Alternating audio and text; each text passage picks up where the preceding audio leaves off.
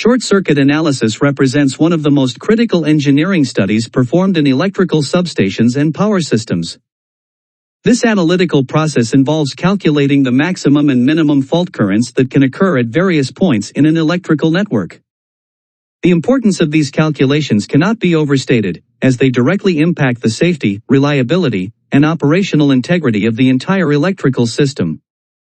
When a short circuit occurs, conductors at different voltage potentials come into direct contact or are connected through a path of very low resistance, resulting in a sudden surge of current that can reach thousands of amperes in milliseconds.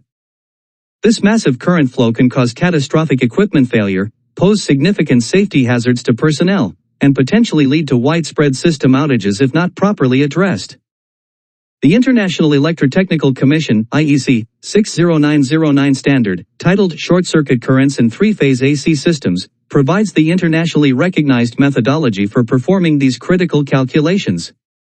First published in 1988 and updated most recently in 2016, IEC 60909 establishes a systematic approach based on the superposition principle for determining the characteristic values of short-circuit currents. This standard applies to both radial and meshed low-voltage (LV) and high-voltage (HV) circuits, making it universally applicable across different types of electrical installations. The primary objectives of IEC 60909 are to standardize calculation methods internationally, ensure consistent and accurate results regardless of who performs the analysis, and facilitate proper equipment selection and system design. The IEC 60909 standard is structured into 5 distinct parts, each addressing specific aspects of short-circuit analysis. Part 0, the main document, outlines the calculation methods, defines terminology, and establishes the fundamental assumptions that underpin the calculations.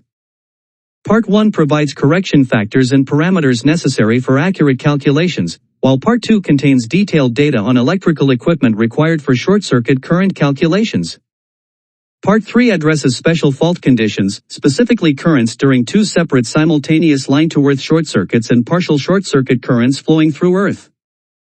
Finally, Part 4 offers practical examples and case studies demonstrating the application of the standard in real-world scenarios. This comprehensive structure ensures that engineers have all the necessary tools and guidance to perform accurate short-circuit analyses in diverse electrical environments. Short circuits in electrical systems can manifest in several distinct configurations, each with unique characteristics and implications for system design and protection. The three-phase short circuit, 3P, occurs when all 3 phases are shorted together, producing the highest fault current magnitude and representing the most destructive type of fault. Phase-to-phase short circuits, 2P, involve 2 phases shorted together and are commonly encountered in industrial settings with 3-phase systems.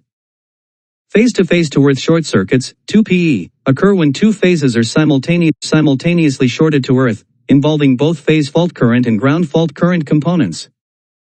Finally, phase-to-earth short circuits, 1PE, where a single phase is shorted to earth, represent the most common type of fault in low-voltage systems, though they typically produce lower fault current magnitudes compared to other types. The IEC 60909 standard employs the superposition principle as its fundamental calculation method.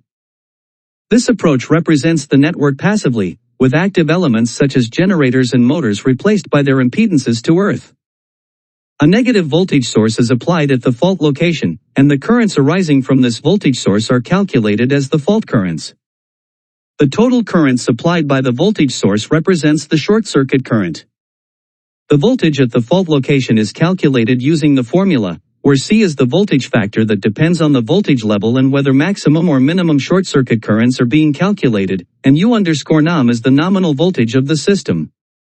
Several key assumptions underpin the IEC 60909 calculation methodology.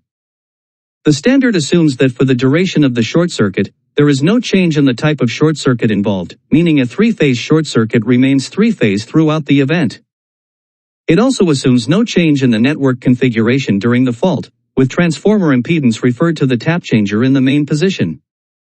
Arc resistances are not taken into account, and shunt admittances of non-rotating loads are neglected in the positive, negative, and zero sequence systems. Line capacitances are disregarded in the positive and negative sequence systems, though they may be considered in the zero sequence system for low impedance earthed networks with an earth fault factor higher than 1.4.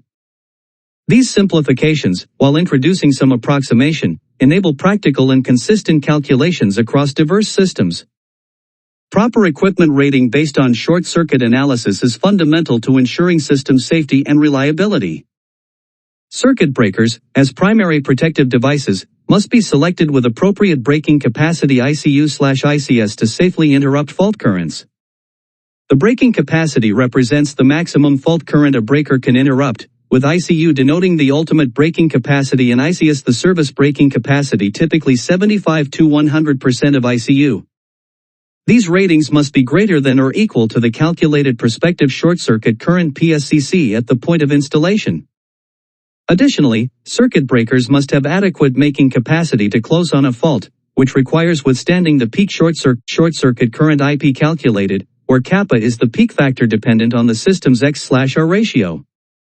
Short time withstand current, ICW, is another critical parameter, representing the breaker's ability to carry fault current for a specified time, which is essential for selective coordination in protection schemes. Switchgear and busbars require careful consideration of withstand ratings, ICW, which specify the maximum fault current the equipment can withstand for a defined duration, typically 1 second, ICW1, or 3 seconds, ICW3. These ratings must exceed the calculated PSCC to ensure equipment integrity during fault conditions. Electrodynamic withstand capability is equally important, as short circuits generate powerful mechanical forces proportional to the square of the peak current IP superscript 2. These forces can cause significant mechanical stress on conductors, busbars, and support structures, potentially leading to deformation, bending, or even catastrophic failure if not properly accounted for in the design.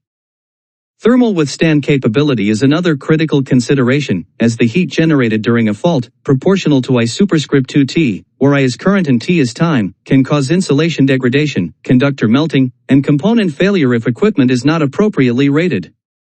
The concept of series rating, also known as cascade protection, offers an approach where lower-rated downstream devices can be protected by higher-rated upstream breakers.